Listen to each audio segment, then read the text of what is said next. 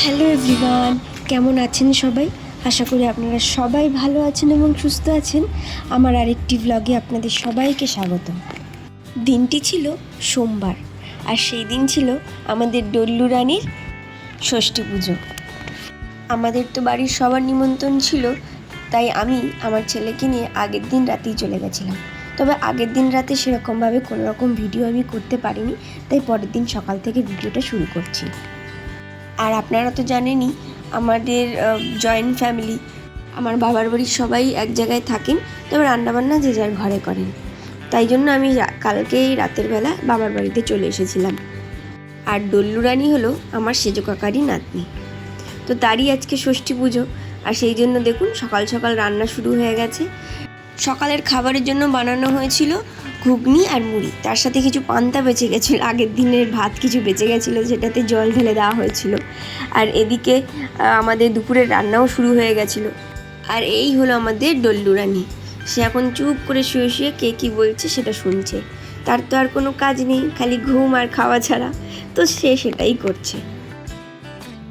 আমার ওপরে ছোট্ট একটা দায়িত্ব দেওয়া হয়েছিল ডল্লু রানীকে স্নান করানোর, সে তো আমি করিয়েই দিয়েছিলাম। তবে আজ তো ষষ্ঠী পুজো, আজকে একটু নখ ছেনে স্নান করাতে হয়, তো ওই যে ওর মা একটু নখটা ছেনে দিল, আর আমি এদিকে বেশ ভালো করে স্নান করিয়ে দিলাম।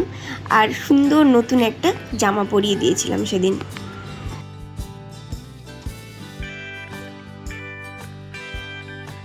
এদিকে তো ঠাকুর মশাইও এসে গেছেন, আর আমাদের মা ষষ্ঠীর পুজোও চলছে, ফল কাটাকাটি চলছে। আর ওদিকে আমার পিসি বসে বসে সেই ফলগুলো কাটছেন। ডল্লু রানীকে পুরো সাজিয়ে ওর মা চলে এসেছে ঠাকুরের কাছে। এবারে যে আমাদের নিয়ম আছে, দুধ পুকুর করতে হয়, এক দুধ দিয়ে পুকুর কাটতে হয়, কেটে সেই পুকুরের মধ্যে শোয়াতে হয়। সেই নিয়মগুলোই এখন করা হবে। তো এইদিকে তো ঠাকুর মশাই মন্ত্র পড়া শুরু করে দিয়েছে আমাদের ডল্লু রানীর মাথার উপর হাত রেখে।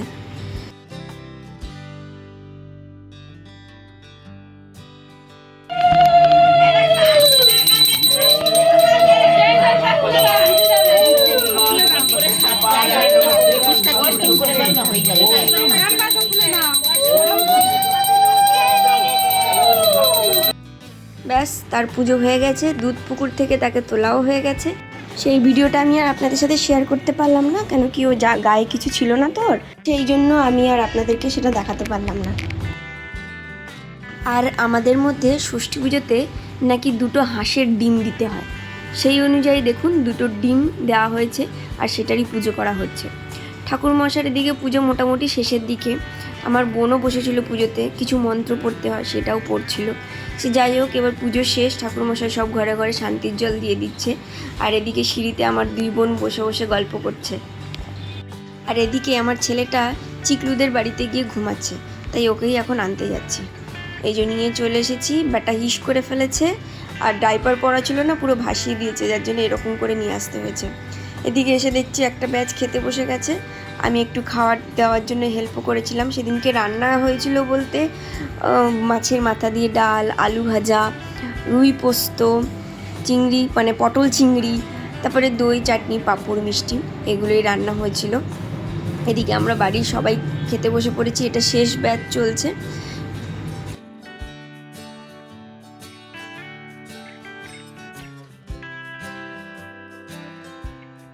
সেদিন রান্নাবান্না খুব ভালো হয়েছিল। আর আমাদের যিনি রান্না করেছিলেন, একজনই রান্না করেছিলেন, অনেক দূর থেকে এসেছিলেন, সেই আমাদের পুরনো বাড়ি থেকে ওনাকে আনা হয়েছিল, বেশ ভালো রান্না করেন।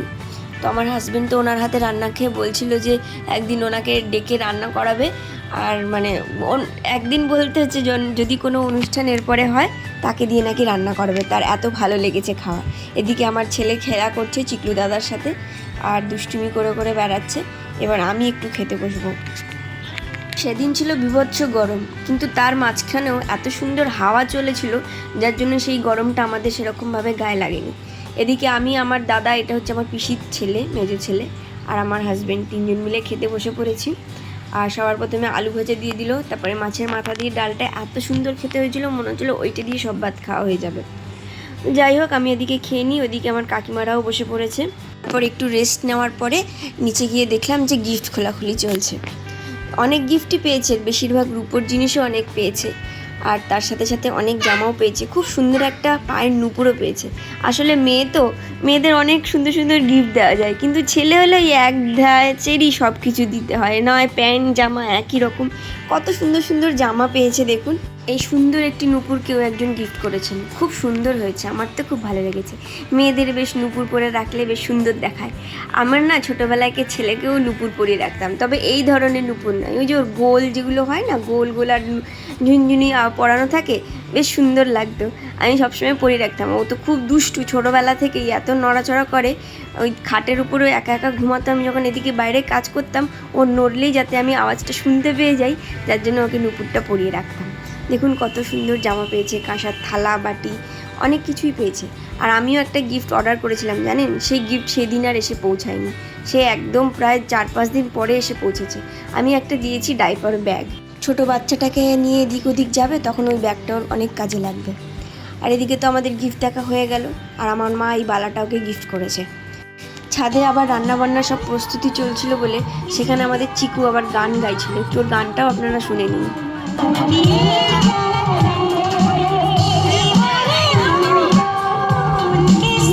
না আর বেশি গান শোনাতে পারবো না, কপিরাইট এসে যাবে।